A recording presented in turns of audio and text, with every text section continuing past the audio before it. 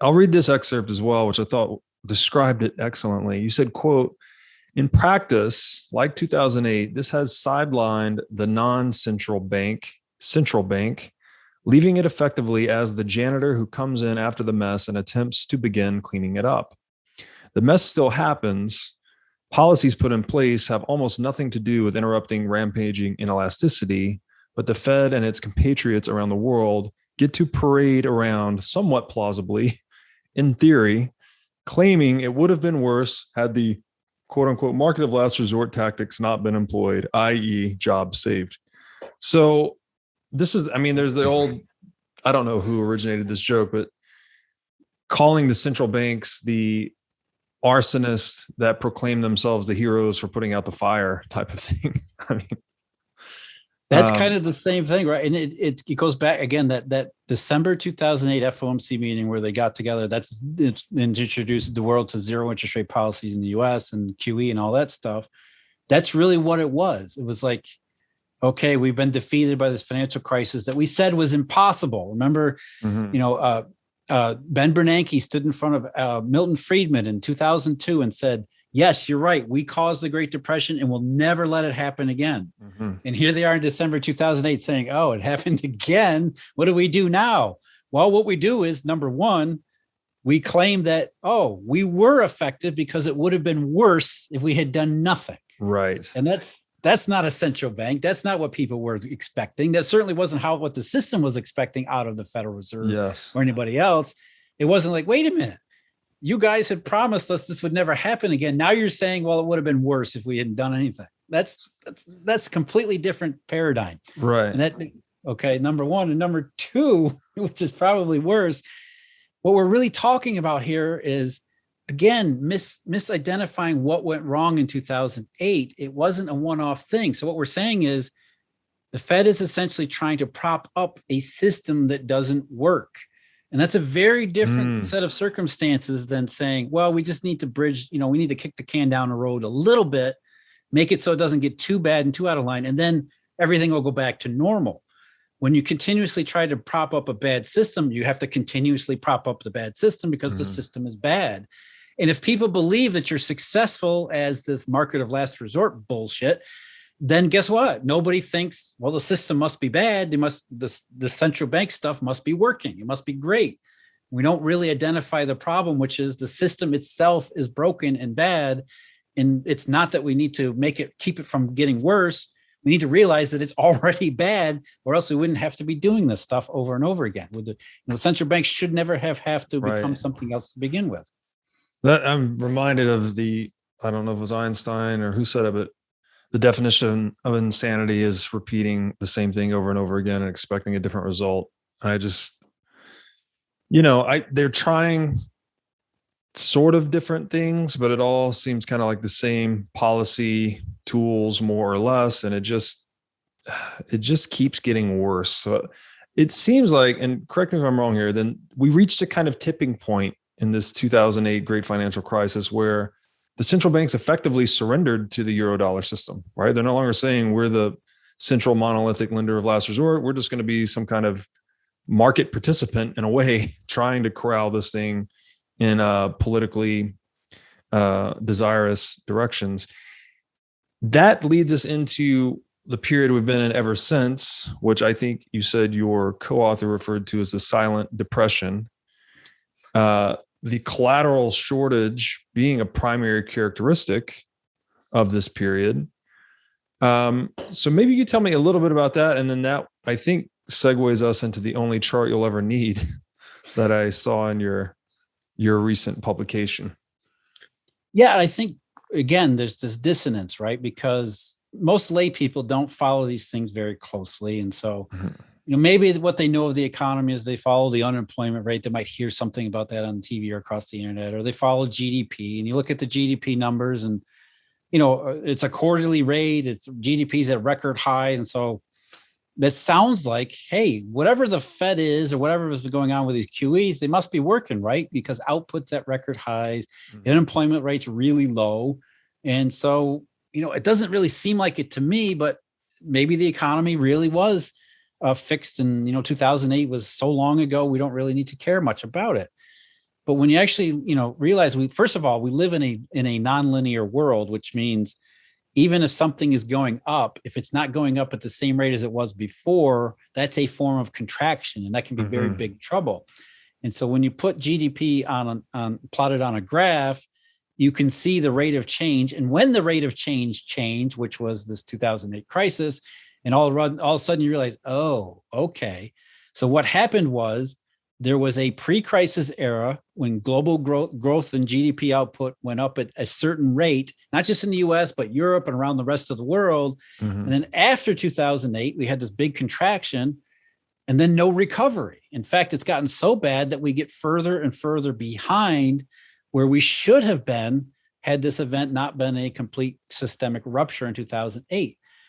And that's where you start to realize, wait a minute, something very significant changed way back then.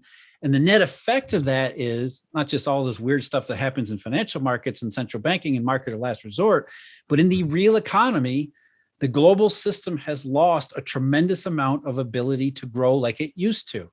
And the consequences of that are absolutely unthinkably enormous, because you can't really, in the US, GDP is about 7 trillion behind where it should have been at this point, because, compounding is that big. And over a long period of time, lost rate of change or lost rate of growth gets to be immensely large. And you think about what would the US look like if that 7 trillion hadn't been lost, or we hadn't, if we actually had continued to grow at the same rate as before. Well, we don't have a hell of a lot less problems in the world, especially since it's not just the US, it's Europe and everybody else that's lost all this tremendous growth opportunity. The world looks like a very different, less dangerous place than it does where we have this very different growth system post-crisis versus pre-crisis. And that's really what we used to call a depression.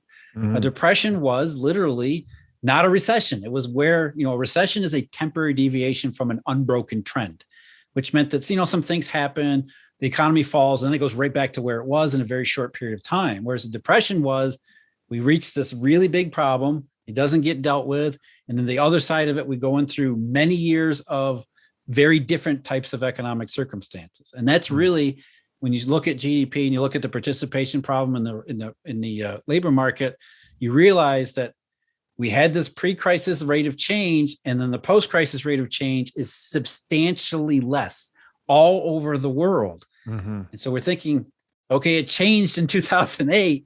What happened in 2008 that would cause something like this to happen? And when you look at 2008 as, it wasn't about subprime mortgages, it was a global dollar shortage. And more than that, it wasn't a one-off temporary global dollar shortage. It was a breakdown in that system, and that system never got fixed because central banks are incapable of interacting in the monetary system as it is. Then you start to put all these pieces together. Now you have a silent depression, you have a monetary cause to it, which historically speaking, those two things always go together. Monetary breakdown, you have a depression, you have all these systemic changes, and then you have all these financial pieces which just reinforce that diagnosis, which most people have no clue that's the condition, or that's really been the way it has been for a very long time, because there's no way to reconcile all of these things with, just the bland numbers you see or the absolute numbers you see on TV. Yeah, excellent points. I will try to verbalize this chart just for our audio listeners a bit. So you have this period starting, this chart spans from 1988 to basically 2020. Real GDP and baseline growth track more or less perfectly all the way up till the great financial crisis of 2008. Then there's a substantial divergence in that probably 2-year window. And then it has just continued to diverge ever since. I guess this would be kind of the silent depression you talked about. And there's the shortfalls increase, right? It's where there's a delta of 2.3 trillion, then 3.4, then 5.5 most recently. When I say most recently, this looks like the beginning of 2020. So we're late 2021 right now. There's been some time. And there's a commensurate explosion in bank reserves. And I love how on this chart you say the only thing you need to know about bank reserves is if they go up, it's bad. And they appear to have exploded to almost 16 trillion in 2015. They started to come back down, but then it looks like they've exploded again in the crisis of 2020. So maybe you could just give us a little more color. Yeah, about what's the other going on. side of the scale. It's actually the reserves got up to around 5 trillion, 4.5, 5 trillion around 2014, which was that was the money printing. We got trillions of excess dollars. This is Fed only?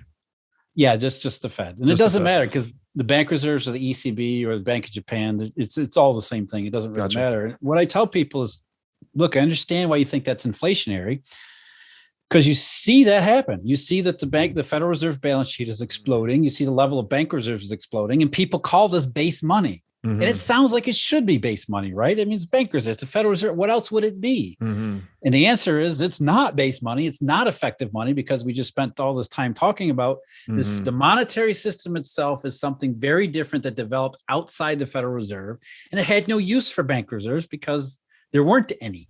So it created its own forms of liquidity. It created its own forms of money, which the Federal Reserve realized half a century ago that it could not keep up with. And so people see the Federal Reserve's balance sheet explode and think that that's money printing. And that's the Fed's being reckless. They're going to kill the dollar, all that trillions of extra money printing. And then the financial media reinforces that message over and over again. Quantitative easing is pouring trillions of dollars into the real economy. But yet that statement is false in every single sense of it. It's what you can't see that matters.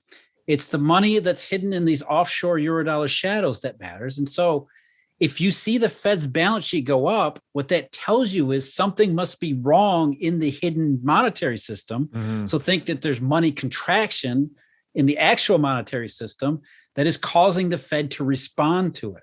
So when you see the Fed's balance sheet goes up, that's a response to a monetary deficit that's going on in the shadows that you can't see. And it's the Fed doesn't matter. The Fed, this bank reserves don't mean a damn thing. So it's not like you see the Fed's balance sheet going up and that's inflationary. You see the Fed's balance sheet going up and you think there's deflationary money going on in the stuff we can't directly see and observe. It's what you can't see that matters. I love the way you put that, because that gets back to it's mentioned in Henry Hazlitt's book, Economics in One Lesson, where he talks about the seen versus the unseen. I think he may have got that from Bastiat. But to your point, so we see the Fed's bank reserves exploding, but what we don't see, correct me if I'm wrong here, is this unsatisfied demand for dollars created by the Eurodollar system, effectively. And so what you also don't see is the anticipated positive effects of that money printing, right? If the Fed was actually printing money, then we would expect to see a recession, not a silent depression. We would expect to see inflation. We'd expect to see the dollar going down. And none of those things ever happen. So again, it's what you don't see that actually tells you what's going on, which is this shadow money system. There's something wrong over here.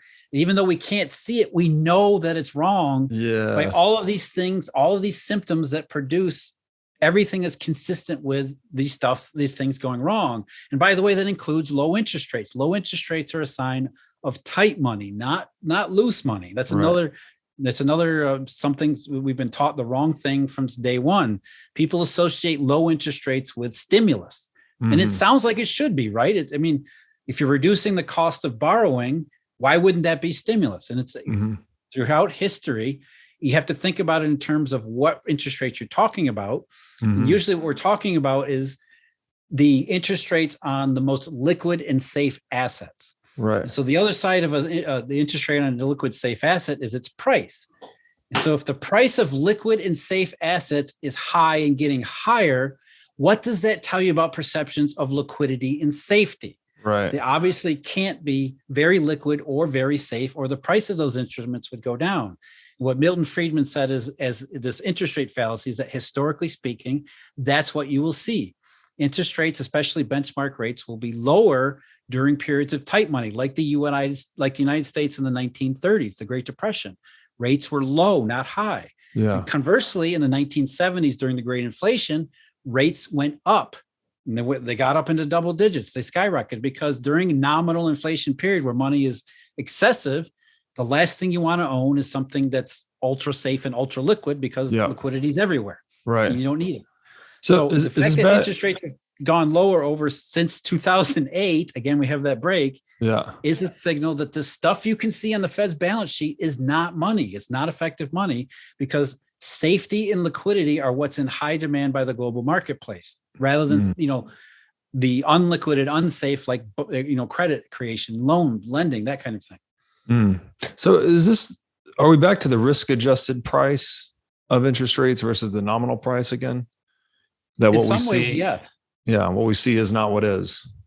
The risk-adjusted opportunities in the real economy must be significantly higher than what most people think. Otherwise, banks would not want to own the safe and liquid instruments. Right. It doesn't really matter about the nominal price. It's the risk-adjusted price, which, they're saying we only want to own safety and liquidity because obviously there isn't much safety and liquidity in the actual system, regardless of what the Federal Reserve does with its bank reserves.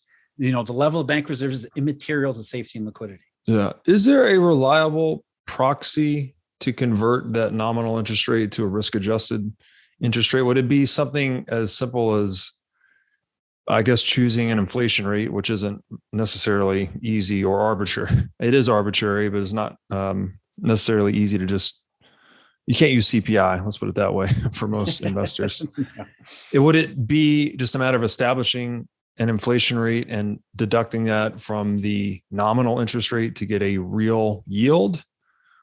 Is that how you'd back into a natural risk-adjusted interest rate? The TIPS market gives you a real yield anyway, which I mean, that's based on the CPI, and the government pays CPI-based protection. But, those real yields are relatively clean and relatively easy for the market to determine, which you look at real yields today, they're obscene. They're ridiculously low. Yeah. The problem is we're taught to believe low real yields are something like stimulus. That's supposed to be inflation expectations that are supposed to be positive toward this expectations central banking regime. When in fact, the market is telling you, no, this is bad. This is not good. Right. We don't need lower rates. We need actual effective money, which we're not getting, which is why nominal rates are so low to begin with. Again, safety and liquidity are in high demand. So interesting. So real yields are essentially the economic consequences of a monetarily tight regime. And again, it's historically validated. You see this time and again. Tight money, lack of elasticity go with long-term depression. So, I mean, it really does seem to be like this Sisyphean type task where they're pumping in additional liquidity in an attempt to assuage concerns or reduce uncertainty, but they're actually creating more uncertainty over time. But right? Because they're not actually pumping in liquidity. They're making people think they're pumping in liquidity when they're actually not. That's what I always say. You can't fix a real money problem with a fairy tale. You can't say, I'm creating bank reserves. You're supposed to believe that's effective money, but it's not really effective money. Right. And so the actual system that is starved of effective money doesn't really do much good to think that I'm, creating this fairy tale, I'm pumping liquidity, because they want actual liquidity. Right. And actual liquidity only comes from the dealer banks involved in the system, which they prove time and time again, this negative, this concept of negative elasticity and backwards elasticity. They're risk averse, not risk taking. They're constraining and constricting balance sheets rather than expanding balance sheets. They're not creating the money that the global economy needs to grow, because it's a bad system that went wrong a long time ago and just hasn't been fixed. And it hasn't been fixed because nobody knows it needs to be fixed. Right. Wow. Okay. So the only chart you'll need here, this divergence of real GDP from baseline growth. GDP is effectively a falsified metric at that point, right? It's not reflecting economic reality. CPI clearly is a falsified metric. The interest rate sounds like it's pretty much a nominal metric. You'd have to adjust to get it into real terms. I have said fiat currency is a living lie, and I can't help but see all these false metrics popping out of this system, which are feeding into further bad decision making, which then iterate itself, into further diverging the metrics from reality. How does this thing not just self-annihilate at some point? And am I right thinking about this as becoming increasingly misleading over time? Yeah, well, that's absolutely been the case. We've fooled ourselves. And then really, that's kind of what the central banks and politicians, by, you know, in more general terms, have been sort of, they've been riding the coattails of this this information asymmetry, because they can say, well, our policies seem to be successful. Look at the unemployment rate, GDP's at record levels, and nobody knows otherwise. You know, interest rates are stimulus, so low rates don't tell you that we don't know what we're doing. Right. Actually, we tell everybody that low interest rates means we're doing our job, right? Right. So it is that. It's that people can't get a sense of what's wrong. And you're right. It's really, why hasn't this thing just broken down completely? Yeah. And I think that's, you know, one of the ways you kind of sort of marvel at the fact that here we are 14 years and 1 month later after the system broke, that it still keeps kind of chugging along. It's not broken. I mean, it's broken, but it's not like it just collapsed. Yeah. It still continues to operate in a minimal state. Like, you know, it's like you're flying along in an airliner and you put the engines back on idle. Yeah. You can still kind of fly, but it's kind of really shaky, and it doesn't, but you'll stay in the air. And that's kind of where we're at. It keeps, as I say, the Eurodollar system is broken, but at least it keeps the lights on. Right. So that's another falsified metric you just hit on, is unemployment, because there's people dropping out of the workforce, which is not taken into account. Which is also a very definitive sign of continuous deflation, monetary deflation. I mean, John Maynard Keynes said that back in the early 1920s, where, you know, inflation versus deflation. Deflation is by far the worst evil, because it directly impacts the labor market. That's where the worst symptoms come out of deflation, is in labor utilization. And what have we seen over the last, 14 years? We've seen this participation problem develop, not just in the US, but across the world, which is consistent with an impaired labor market, which most people don't know about, because if you don't count all of these people, there's millions of Americans that are on the sidelines, they don't go into the unemployment rate. You think a low unemployment rate, therefore, gives you a sense of an economy that's working. Right. When it's anything but, it's exactly the opposite. Right. And isn't that a natural extension of wages diverging from productivity back when we went off the gold standard? I mean, people clearly are going to fall out of the workforce over time if wages are, real wages are flat and productivity keeps going up. So more economic value creation is being captured by the top, or asset owners. I mean, isn't that the natural extension of that would be people falling out of the workforce, as we've seen up until today, right? Yeah, but I don't think it would have been as severe as it has been because of the deflationary consequences of the 2008 crisis. I mean, there were any number of structural problems to begin with. I mean, as Ross Perot pointed out in the 90s, the giant sucking sound, that actually happened. We had the giant sucking sound. And one of the reasons we did was because the Eurodollar system financed all of that economic, expansion overseas that opened up all of these other labor markets that were priced, very differently than US labor had been. And so you had all of these structural issues that the Eurodollar system essentially opened the door to, that kind of, it all seemed to work. Yes, we had the Rust Belt develop in the US, but that seemed to be limited. And by and large, the economy continued to grow, even though Ross Perot was proven right, and especially in the 21st century, when manufacturing jobs just disappeared, never came back. But it seemed to work while it seemed to work. And then once it broke down and you no longer had the monetary resources behind it, now that structural problem where we have these labor imbalances, it's like this impossible Sisyphean, impediment that we can't deal with because we don't have any kind of outlet for growth or money sufficiency anywhere. We can't solve all these problems because for many years, the Eurodollar had allowed us to say that this isn't a problem. It doesn't appear to be a problem. Therefore, we're not going to deal with it while it's small. And then it became huge. And now how do we deal with all of these things all at once? And going back to what you said before, it is amazing that the system just hasn't collapsed. Yeah. And in some ways you really have to think, well, maybe there's something to it here, because it at least keeps the lights on all these years later. And it's the worst case scenario because it keeps the, sort of the con going forward. Yeah. Right. Because we think everything's fine, but we know things are not fine. And we can't really tell, we can't put our finger on what it is that's really wrong here. Right. But we're led to believe everything is great. Everything's really everything's good. Yeah. Well, I think that illusion's definitely being called into question more and more these days. Is part of it just the contribution that technology has been making to productivity, that all of this monetary intervention's kind of been able to feast on in a way that's helped us keep the illusion going longer than we would have thought had productivity been flat. Now, I take a sort of a more optimistic view on the productivity problem, or at least how it's normally said, or at least normally described, in that, look, we've been through these revolutions before. We don't need to fear the robots. In early 19th century, America was an agrarian economy where 90% of the people worked on farms.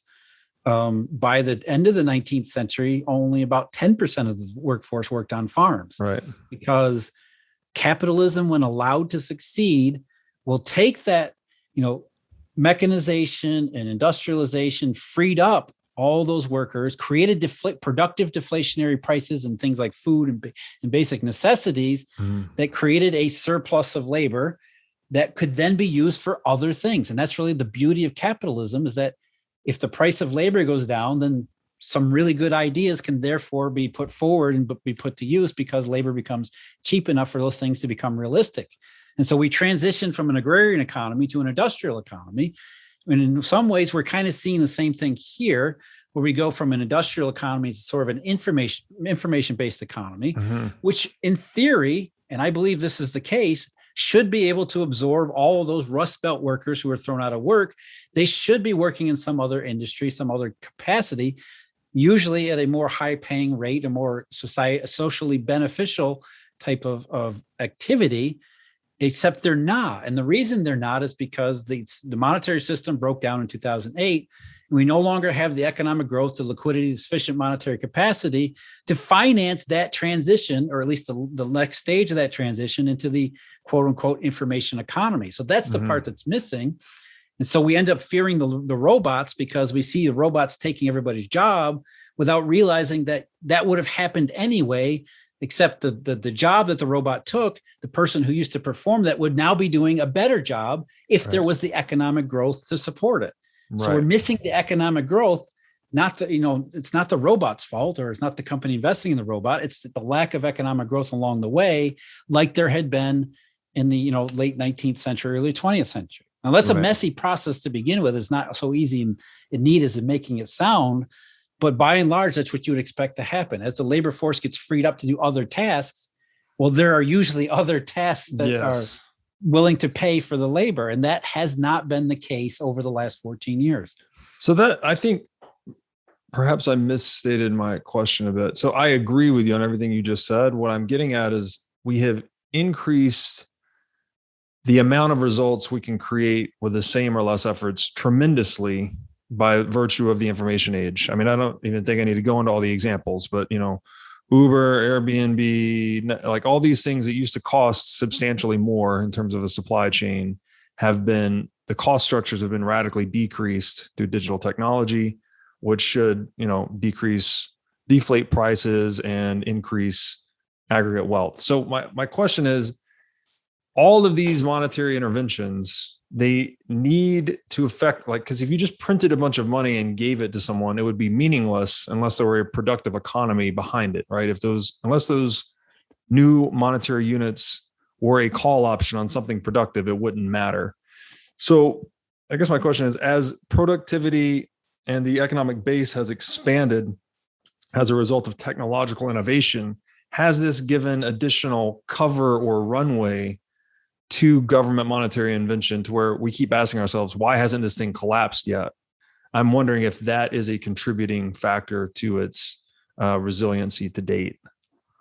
Well, I think you're right, and that's one of the things that's missing from the actual monetary system, which is this Eurodollar system, dealer center system, because that is what the financial system and the banking system was supposed to be good at, and it actually was good at. It's matching productive uses of money.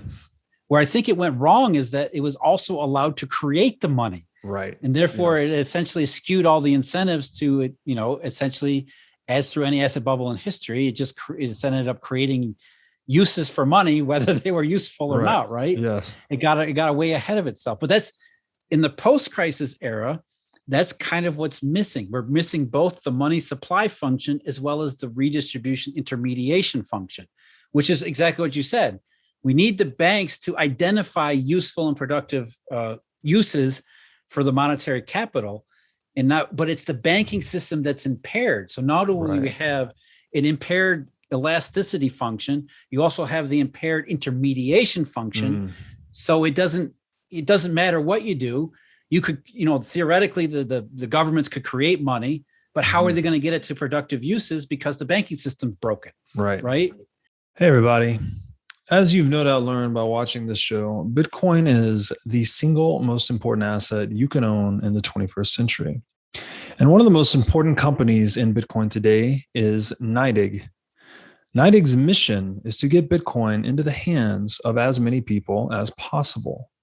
One of the ways they are accomplishing this mission is by empowering banks and financial technology companies to offer their own Bitcoin products and services.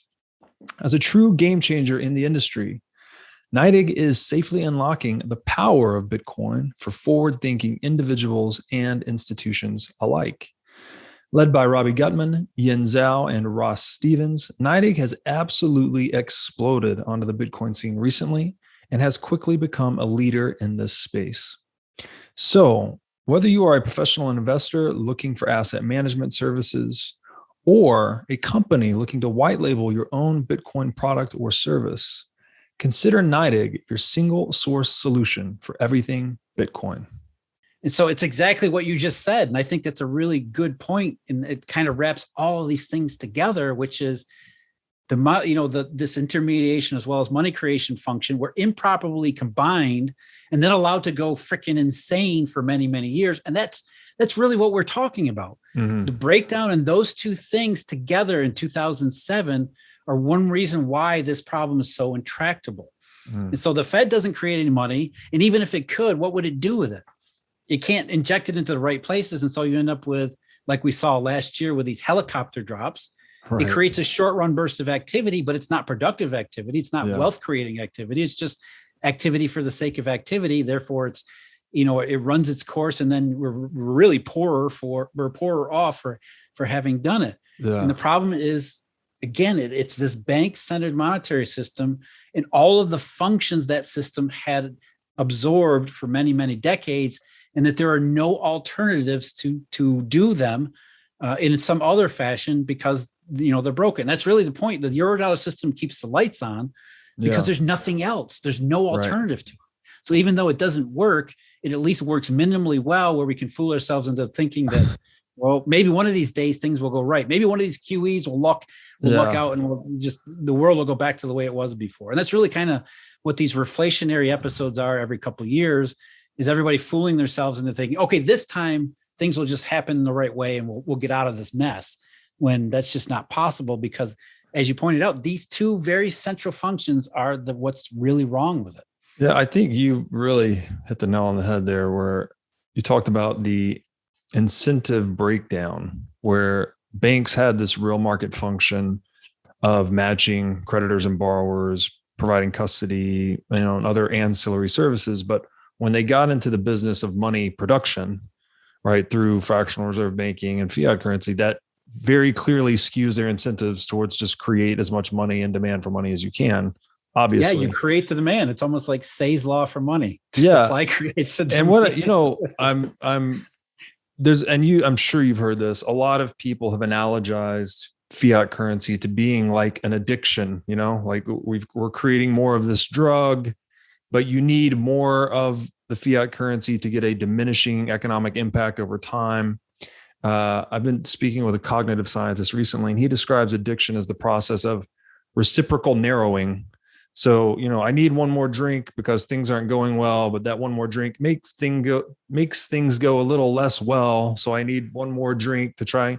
And it seems like the same process here, where we just keep trying to have another drink from the QE spigot and hope it will all go away. But is there any example ever historically of this thing just working out? I mean, short of some kind of cold fusion miracle economic breakthrough where there's just a 10,000x in productivity, it's going to implode, right? I don't know if it'll implode. I think, that's really, I think that's the trillion upon $1 trillion question here is how does this end? And people ask me all the time, well, how does this end? And I hate to tell them, I'm like, look, this scenario is exactly the same one that the Japanese have been working through for 30 freaking years here. Right. So this thing the lights can stay on without the economic growth for a very long time. Wow. Now, I think there's obviously some differences between the rest of the world and the Japanese. I don't think we're politically set up to be able to go 3 decades without growth. And I think something breaks politically before it breaks economic. I mean, the economic break already occurred. That happened in 2007 and 2008. We already had that problem. It's really about when the buildup of negative consequences of that past break reach some kind of tipping point. Yeah. And I don't think that means the dollar system crashes again, right, like it did in 2008. I think it means, what we see in places like Chile or in Europe or in our own country, in the United States. I mean, we see political extremism people gravitate toward extremism because they know something's wrong. They don't know what it is. Yeah. And so somebody who claims to have the answers, they gravitate toward that. And eventually I think that's where the biggest risk is. I don't think we get into a dollar situation where the system just completely becomes non-negotiable anymore. It's never going to be fixed. And that's kind of the upside answer here is the system as it is doesn't work and it's never going to work. It's Humpty Dumpty. It's broken. You can't, all the king's horses and all the QEs are never going to get it back together again. So we need to realize that it's broken. It's permanently broken. 2008 wasn't a one-off. It wasn't about subprime mortgages. It was a global dollar shortage. It's an ongoing dollar shortage. So we kind of need to scrap it and start again. We need to do something different. We need to go from an unstable monetary system to a stable monetary system. And the problem with that is, again, as we've been saying, nobody knows we need to do this. Right. And nobody, if you look at step one history, is identifying the problem. Yeah. We're still on step one.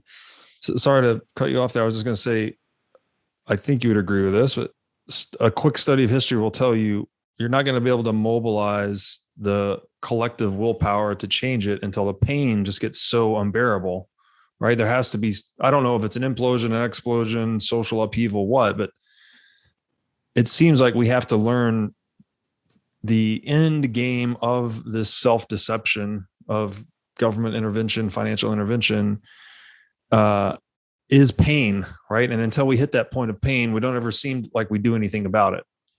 So that's kind of, I analogize, a lot of people want to, when they think about QE as money printing, they analogize it to, cocaine or something like that. Yeah. I think it's not, because first of all, it's not money printing. I think QE is more like anesthesia. What it does is it numbs your senses to the fact that all these things are going wrong. Right. And you think, maybe this stuff works. And it doesn't seem like anything catastrophic has taken place since 2008. We haven't seen another bank failure. So maybe this QE stuff works. Maybe it does. I don't know. And so it's more like anesthesia where just everybody gets numbed and normalized to a broken system. Interesting. And that when you think about it that way, it starts sense. to make a lot of sense. Yeah. So sorry, I didn't mean to cut you off there, but what you're saying, like an opiate would basically numb you to the pain being the reconciliation to economic reality, right? So we're kind of papering over past bad decisions or losses, or we have zombie companies, all of this. So then what, so I guess the end game of that, and well, first of all, I want to say on that website, WTFhappened1971.com, there's been an explosion in opiate addiction since we went off the gold standard. I wonder if that's any coincidence that we have this mass financial opiate and people are actually taking real opiates more and more and more. We don't have to speculate on that, but I think you're hitting the nail on the head. So what are this, I don't know where to go from here. I want to ask you, what are the signs to watch for prior to the next great financial crisis? But I think you've already said that you've named March 2020 as the beginning of GFC number 2. Where are we right now? We're in September 2021 for the audience. What happened in March 2020 and what's going on now through the lens of everything we've been talking about up until this point? Well, before we get to March 2020, what we've seen is that, as we said, the global financial crisis, the first one in 2008, was essentially the first real global dollar shortage that erupted. That's how we explain what actually happened. And the reason why it's been so devastating, the silent depression, is simply because it wasn't a one-off event. But that doesn't mean that, it's been a straight line from there to here. We have these multi-year cycles where things seem to be getting better. There's a little bit more dollars, for lack of a better term, and the Eurodollar system becomes less constrictive. It looks like the economy is actually recovering and gaining momentum. And then something yanks the rug out from it. This is every couple of years, the cycle has repeated. So when we get to some 2018, for example, everybody thought globally synchronized growth was something substantial. And then things started to go wrong in 2018. And then there was no inflation. Jay Powell ended up cutting rates rather than raising rates in 2019. And that was simply the fourth Eurodollar or global dollar shortage that had developed in the series. So we go through this reflation dollar shortage cycle back and forth every couple of years, which means that this is why we know we don't have the economic growth that we're supposed to, because we can never really get into a recovery situation. The dollar shortage never really goes away, it just becomes a little bit less bad here and there, and then it goes back to bad again. And this is a major problem all over the entire global economy. And it's creating, as we said, all of these, continuing and increasing problems, sort of like a ratchet effect. So every time we go through a global one of these periodic dollar shortages, things get a little bit worse on the other side of them. It's the global economy can recover a little bit less than it did before. And then along comes 2020, which, everybody thinks Jay Powell and the Federal Reserve did a tremendous job. And this is awesome. Monetary policy kept it from becoming as bad as 2008. We didn't have any Bear Stearns. We didn't have any Lehman Brothers. Nobody failed. So obviously the Fed did a really good job. When in fact, it was actually another global dollar shortage, global financial crisis, that it was in many ways as bad as it was in, say, October of 2008, because the Fed, as we said before, is more of a janitor, market of last resort, rather than actually a central bank. And what you saw in March 2020, even before that, late February of 2020, was that this dollar shortage had already been bad in 2019 and getting into 2020.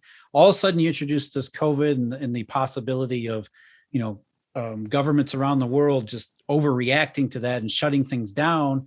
That injected a huge amount of uncertainty, a huge amount of distrust in the system. Collateral shortages everywhere. Everybody was herded into the best quality collateral. You had all of the same telltale signs as we saw in 2008. Fed unable to stop the flow of global dollar shortages because it's not really a central bank. It's more of a janitor. And there was, it was the same thing outside the US as well as inside the US, massive problems everywhere. And it really manifested as one of the bigger dollar shortages since 2008. And ever since then, it's been the same kind of economic as well as monetary consequences, where that ratchet effect. We go through a dollar shortage. Therefore, on the other side of it, things don't really go back to where they were before it. Even though we were already in a bad shape to begin with, now somehow we might actually be even worse shape economically and financially speaking than before we had been. And that's not what the Federal Reserve or the financial media will tell you, though.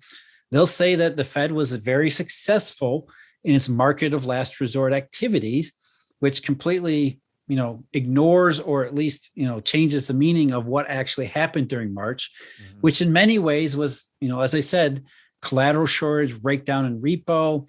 You also had foreigners selling U.S. treasuries, which created, I think many people may are aware of, there was, quote unquote, a breakdown in the treasury market, which wasn't any different than it had been in October 2008, but you're supposed to believe that this is something new.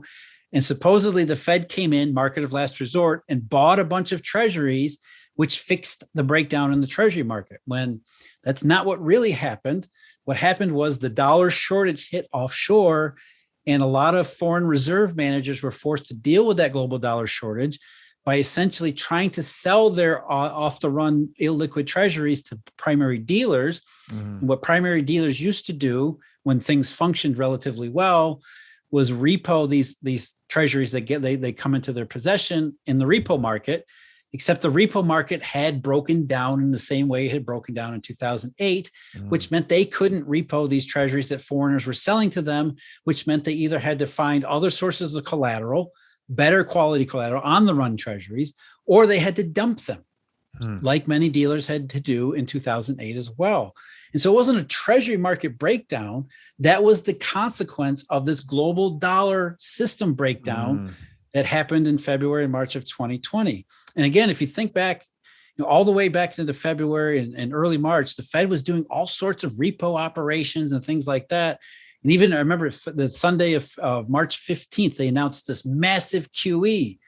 And the very next day, the stock market tanked because this is, it was ineffective, market of last resort, lacking the central bank model in what was essentially a reinstituted massive global dollar squeeze, like, the worst parts of 2008. So the Fed did not perform admirably.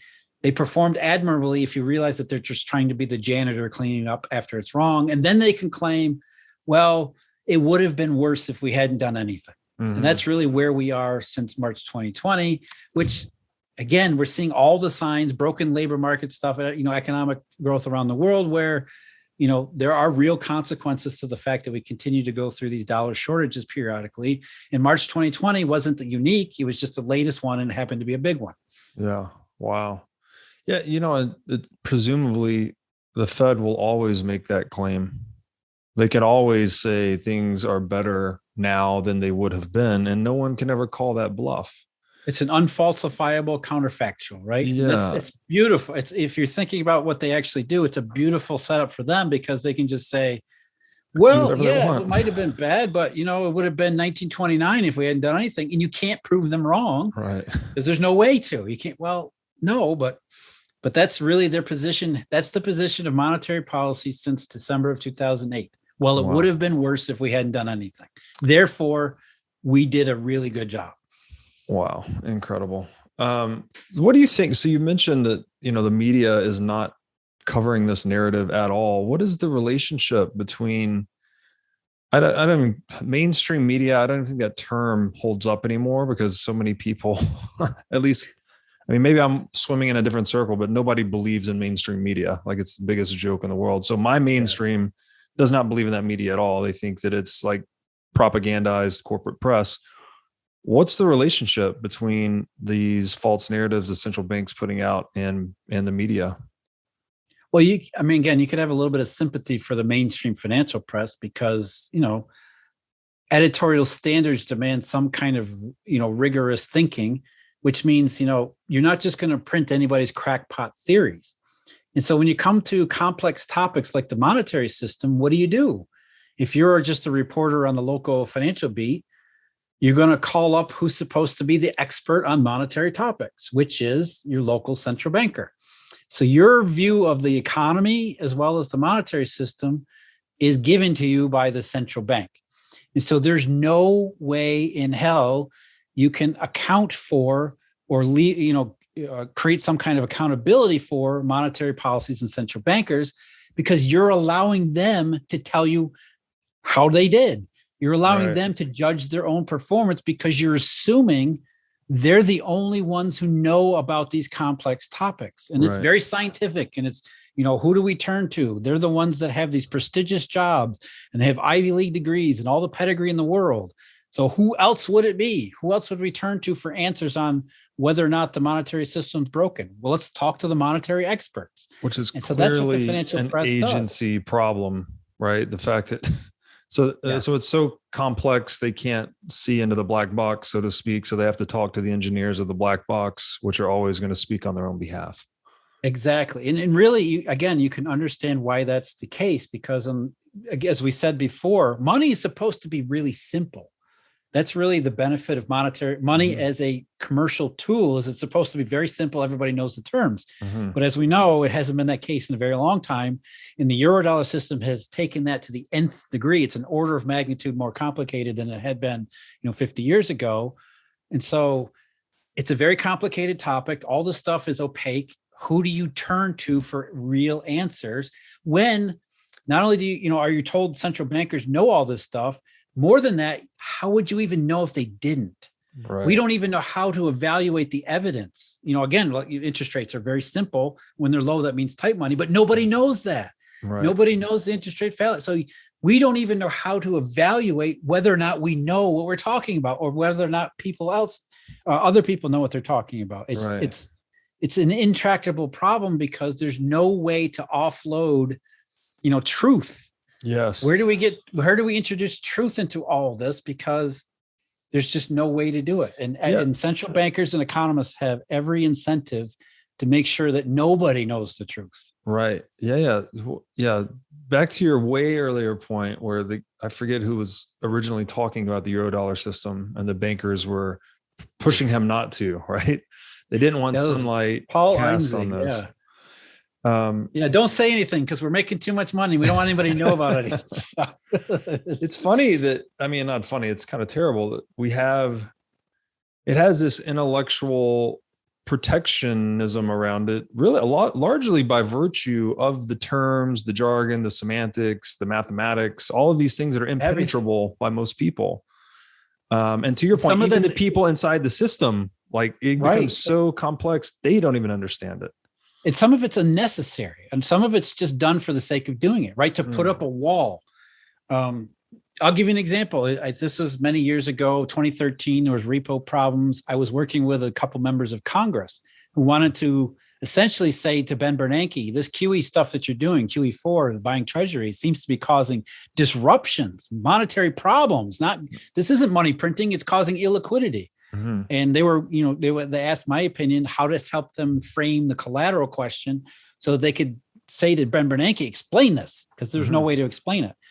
And this was the summer of 2013. It was supposed to be a test of on the record testimony in front of the whole House, but at the last minute it got changed. So it was a private meeting between a certain group of congressmen and Bernanke. I didn't hear about it for a couple of weeks. So finally I called my contact and said, hey, what happened? And he said, Bernanke just ran circles around them. He just got into this complex mathematical topic about this, that, and the other thing. And they had no idea what he was saying, even though they could tell the stuff he was talking about was, he was sort of filibustering. Yeah. He was avoiding the question. He was hiding behind complexity when this was kind of really a simple issue. And that's really how economists and central bankers and the media and Wall Street and everybody else, they hide behind this unnecessary level of complexion to make it seem like, you need to go to the priest to interpret nature. Yes. Because otherwise you can't believe your lying eyes. You need us to tell you what's going on. Otherwise you might get the idea we're just making hand signals here. Yeah, no, that's super interesting. So if I could just ask your opinion, then there's a saying that I think is very true, that no man is better than his incentives. Like, what are the incentives that a Ben Bernanke is actually subject to? Well, that's the thing. He doesn't have any, there's no accountability there. Now, look, I don't believe Ben Bernanke is an evil guy. I don't think he's a stupid guy. In fact, I know people who know him. He's actually a very smart guy. He's a little bit arrogant. The problem is he's using an outdated, incomplete worldview. The guy actually wants to fix things. He doesn't, he's not, a lot of people say the Fed's just crashing the system for their Wall Street overlords and they're doing the bidding of, this evil cabal. That's not the case at all. The people that work at these central banks legitimately want to solve these problems. The problem is they don't know how. Right. In some ways, they don't even know they don't know how, and they don't really know what they're doing. And that's really the issue. And the problem with Bernanke, the lack of incentives, is that there's no way to introduce that accountability, right? Because again, his tenure was marked by the worst financial and economic circumstances since the Great Depression. Yet he's still considered to be a relatively successful, smart guy who got the job done and jobs saved and all of that stuff. Because there's no way for people to say, well, did he do a good job?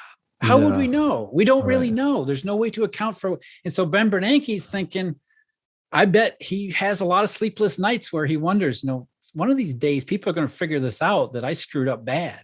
Yeah. I really think that he knows that at some point that reputation is good. But that's so far down the road. Yeah. It's not a form of accountability. It's not a negative incentive that would influence his behavior. And there's also, a huge amount of institutional inertia where, economists, they will defend their econometric models that are completely garbage and worthless to the end, like they're their own children. Yes. Because that's what, you're telling me my life's work is worthless. Yes. Nobody wants to hear that. Nobody wants to hear. I mean, I've been working at the Fed for 20 years and you're telling me I'm responsible for all this misery? Yeah. No, there's no incentive to get people to be honest about all of these things, because they can plausibly hide behind complexity. They can plausibly hide behind, GDP's at records and it's not so bad. Yeah. Maybe things are going and all these other things. But the public is left completely ignorant in the dark about everything. Yeah. And has no way to connect all of these dots, which when you look at things correctly, these dots are really easy to connect. It's really easy to monetary insufficiency, depression, interest rates, all that stuff. It's not hard to connect, but there's no incentive to do that. Every incentive is about maintaining the status quo, right? Which is really what the Federal Reserve actually does. Monetary policy has no money in it. It's about maintaining the illusion that everything seems to be working fine. But when I look at the only chart you'll ever need, the thing is going exponentially off course. So that's a really, this is a deep and probably the most substantial problem in the world, is that this incentive structure individually and collectively to preserve the status quo of this thing that's going exponentially off course. And we're talking about managing, quote unquote, managing the most important tool for human beings, which is money. Right. And it's being driven off of a cliff effectively, but everyone's defending the drivers, including themselves. Yeah. To bring this back to a more optimistic sort of spin on everything, is that over the last few years, as some of these extremes have been reached, as some of these, things spinning out of control have spun farther and farther out of control, there has been some, around the edges, a little bit of accountability trickling in, where, for example, you'll see some papers published on collateral insufficiency and shortages and things like that for the first 10 years after the crisis, nobody talked about it. Now, all of a sudden, they're starting to wonder, inside the halls of the Fed and the ECB and all these other places, people are starting to question QE. There was one of my readers or fans had pointed out to me that there was actually a hearing in Parliament, the House of Lords in England, where they had a bunch of economists come on and say, this QE stuff isn't what we were told it was. So there's slowly some of that being, creeping into the system. But you're right, Robert. It's sort of like, it's a game of chicken here. It's not coming fast. This accountability is not coming fast enough. This understanding is not coming fast enough that we can reach a positive outcome where we know the system's broken. We need to fix it. Yeah. Maybe before something really goes wrong, before that actually happens. And that's kind of, it's like a game of chicken or like ticking clock where, is the bad parts building up so much that we can't fix it before we know we should? Yeah. Or maybe can we get there before something really bad goes wrong? Yeah. Wow. Well said.